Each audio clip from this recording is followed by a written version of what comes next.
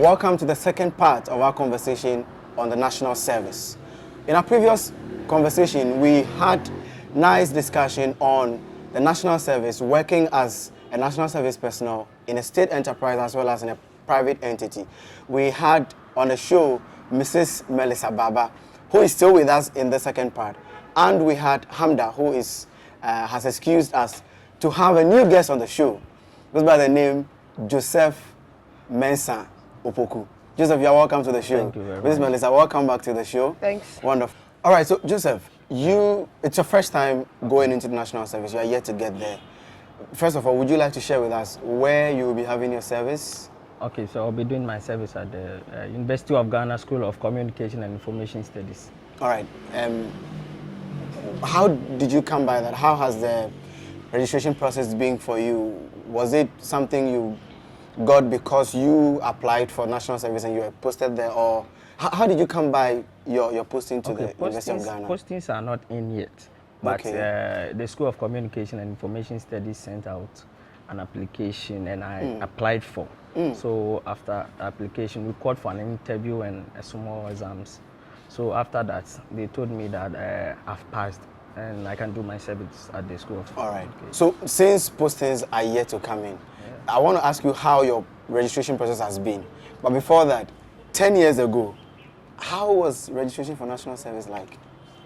Okay, so it's pretty much not too different from what you have now. It's the PIN, and you go online to select your district, I think, and then the industry you want to go to. But like with Joseph, I also knew where I was going, the company I was going to do my service, because I had been selected for that. So a request was made by the company to national service for me to be posted to them for the service. So. All right, so if the request is not made and you were to identify a firm that you wanted to work with, could you approach the firm and maybe ask them to then send your name?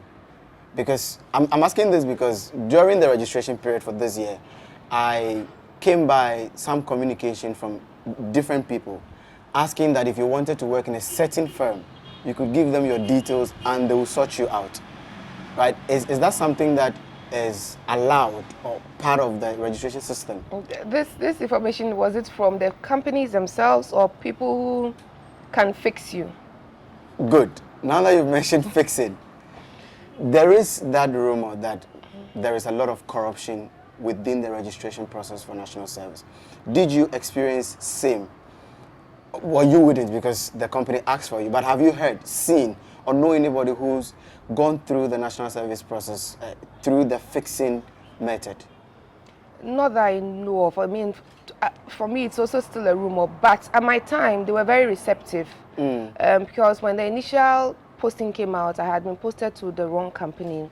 I didn't need to go through any connection person to have the rectification done. I just went with a copy of my letter that had been sent earlier to the service secretariat, and they looked through their files and realized, oh, they had received the request prior to the posting. They did a correction that very day, and I was fine. I think a lot of times we as Ghanaians, we are afraid to go and make inquiries. Okay. So from visa application to whatever, we rely on the rumors and we walk around looking for people who can fix us, and they take advantage of us. But nothing stops you from going to a service secretariat to make inquiries. They have their processes. So go and ask. You know, go and ask and then go through the process and get it done for you. Because you pay so much and sometimes the fixing doesn't even happen. I see. You understand? So I think we should go through try the correct channels first, and if it doesn't work well. All right. Joe. Yeah. She says you don't need to try any external means of getting into national service. How has your pre-service been for you? Registration and all that? Oh, it's actually cool. It's actually cool. And since I know where I'm doing my service, I'm just trying to prepare. And right now, I'm in the house. Okay. I'm doing nothing, but I'm just trying to get some documents because I know where I'm going to do my service. I was called there to get some documents just to know what I will be doing there. So I'm now trying to study everything before I even start the service. Is where you are going to do your service so different from school life? And have you had any other jobs besides Is this going to be your first job? I think so. I haven't done any job, but I've worked with some companies before, but it wasn't a job, but it was like an internship.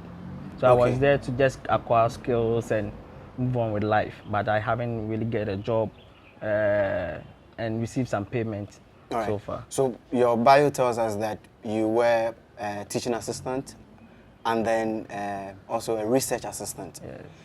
How do you think your life as a student and the things you did has prepared you for national service and then the business world? Okay, I think my life as a student, I have my own principles, or let me say I have my own way of life. As a student, one thing I didn't like was picking up excuses, and I always want to be ready for the job. You have to prepare, because when you prepare, when there's an opportunity, you can take it off.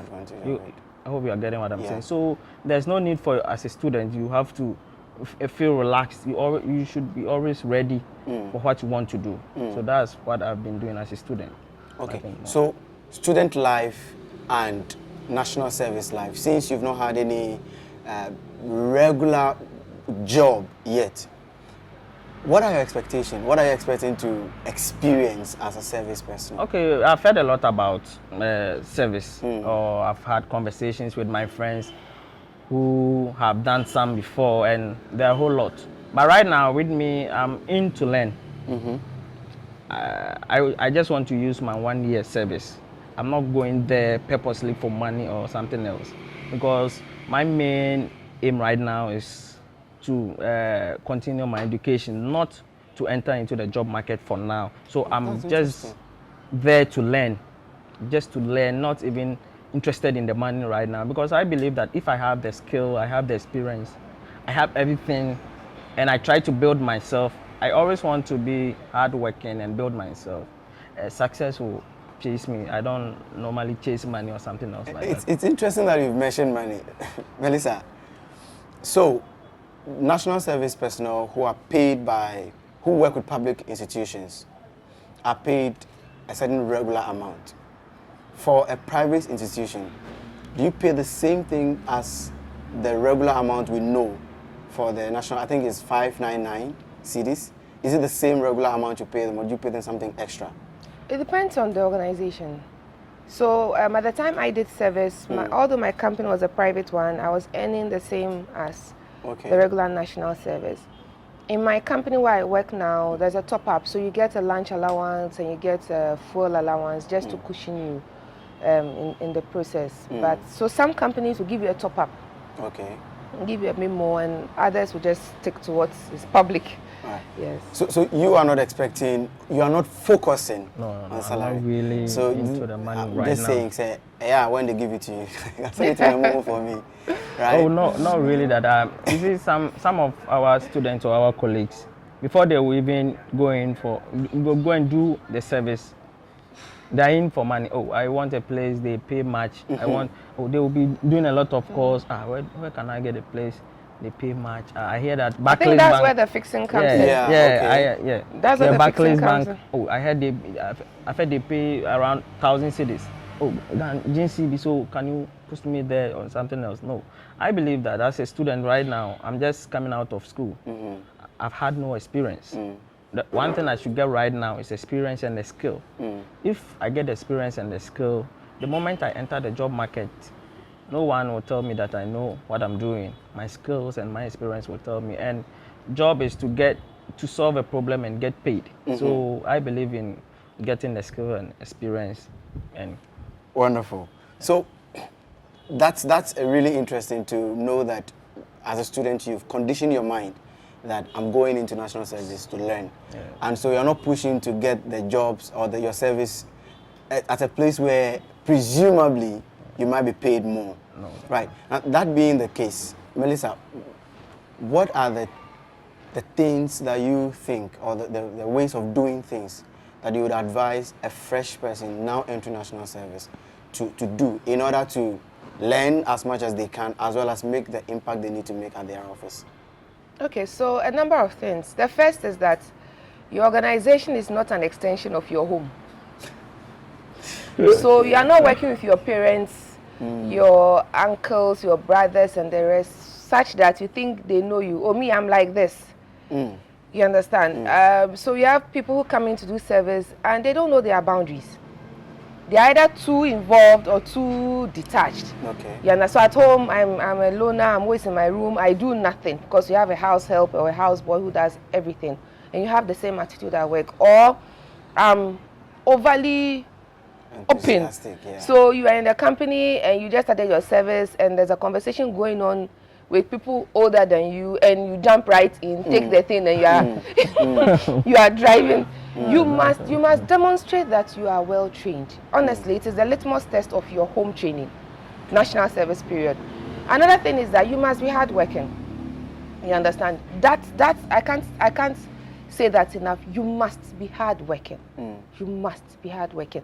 A major challenge we find with national service people now coming in is that the level of knowledge is so shallow. Written English, hey. Spoken English, hey. And so, someone puts in a little memo and you suddenly suffer a headache. You understand? So it's not an extension of your home. It's also not an extension of your secondary school. Because I see that a lot of people treat the universities or tertiary education like an extension of their secondary school. So if I went to Presec or in Fansipim, that kind of lifestyle, if I was a noisy type, you remain the noisy type in the university, and you come to the workplace, you will receive the shock of your life. Because there you need to grow up. So the grow up your parents keep telling you about, here we will test it. You understand? So I was talking about the hard work, I was talking about the home training should come through. You must also be a continuous learner. That, I think, is a very big problem with almost everybody. Even for those who eventually get employed, you don't learn. Now, the people you see at the top, they are not there because they have marked time. So just being in an organization for 10, 15, 20 years doesn't automatically mean that you're going to be a manager, a director, because it's an apex. As you go up the ladder, the opportunities begin to diminish. And it is what you have learned that would determine a lot.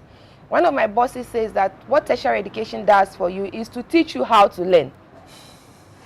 Really, it is to teach you how to learn. So I'm a journalist, I'm a caterer, I'm an architect. That is a qualification you are coming out with. But what university has taught you is to teach you how to learn. And the difference between you and that position you're looking for, even for a national service person, the difference between you being in the national service scheme period and getting employed is learning. And there are lots of free study sites now. There's Coursera, Future Learn, you understand? Take them. Learn.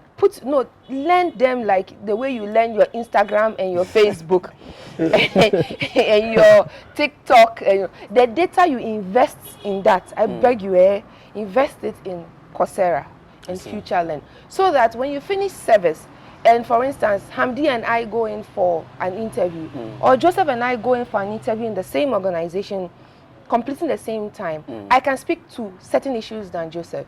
So we could have been in the same department, for instance, call center. But because I have taken a few courses on call center management, etc., when they ask the question, how do you answer or how do you deal with customer issues, Joseph will stick to the things that the organization has taught him. Then I'll stretch the conversation by adding a flavor of what I have learned. You must be a continuous learner. So those are the survival tactics you need. You need in the office. So for you've stressed throughout this conversation on your willingness to learn at the office. So tell us, what one specific thing are you looking for as a learner in your office that you may be going to? Right now, I did communication studies and maybe I majored in journalism. But there, I'm not going to do journalism there. Although I'll do a lot of writing, but not journalistic writing. I will do a lot of administrative work over there. So right now I have to learn, I have to go back, get some courses on administrative works. Because if I don't learn right now, it wouldn't go well. And as a university graduate or as a graduate from any tertiary institution, you should have a very broad mind, a different worldview.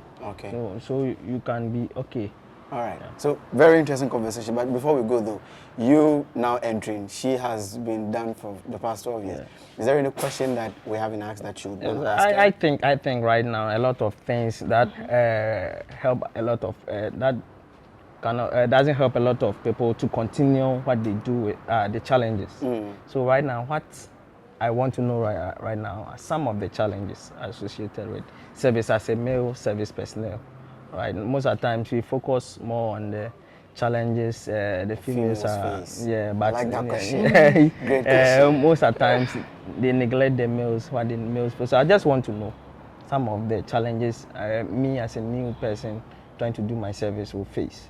Okay, so one of them you touched on and you seem to even have a solution for is expectation. Okay. A lot of people expect that once I'm out of school, national service is going to give me financial independence. Okay. Even if you are an early career person, you may not get that. So your expectation is very key. That will be one of the main challenges to yourself, is your own expectation. So it's good that you are going in with the decision that I'm going to learn. I'm not looking for the money, even if it is 200 Ghana cedis, so long as it can take me to the office, I am happy to learn. That's the first obstacle. The other issue would be who you know. It's a reality. You will be doing your service there, but you may find that you are doing service with people who have relatives at the top, or people who have come in with strong political or social connections, and they may seem like a more eligible candidate when it comes to being retained in the workplace. Don't get discouraged, because I, for one, did not get to where I am by knowing anybody. Hard work constantly speaks for itself. So once you've committed to building your repertoire of knowledge, building your competence, stick to it. Even if they don't retain you, your quality must be so loud that you will be remembered when there is a position. I'll give an example of a young guy who was in our operations department. IT guy, naturally being an IT guy and code and everything, you expect to be sent to IT. He was brought to operations. And he came at a time when we were deploying some new systems. He killed himself. This guy was literally the first in the office and the last to leave. He was virtually not eating because he was testing, and it got to a time that we all forgot that he was a service person. He was stretched. He was really stretched. Now after service, when some opportunity came, some small political flavor came inside and he wasn't retained.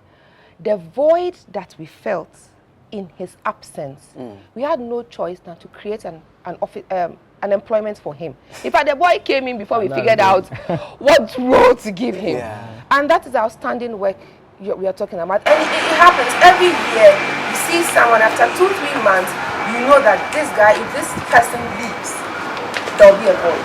You can get into the organization and create a niche for yourself so strong that when you leave, after a while, the company is like, you know what, we need to get somebody, and it needs to be this, it needs to be Joseph, not just anybody, it needs to be Joseph to fill that void. And there are people who do service, and 8 months to the service, you meet the person like, your name is... you've forgotten not just the name, the entire face is gone with the name. Yeah. My sister, once someone keeps asking you 6-7 months into national service, who are you, which department, just know that you've killed yourself. And if you are there and people treat you like an employee, know that you've made a niche. If they don't even call you back, that experience is yours. Okay. So your expectation is problem number one that you need to deal with. The second is the social and political connections that may overwhelm you in terms of being eligible, but your hard work will certainly take you through. Okay. Thank you very much, Mrs. Melissa Baba. And thank you, Joseph, for making it to today's this part of the show, talking about national service. The lessons we've learned are quite simple. Go in with a mindset to learn, no focus on the money. Outstanding work constantly speaks for itself. Melissa Baba, quote. This has been the Aiki Show. My name is Efo Mawutor. See you in another episode.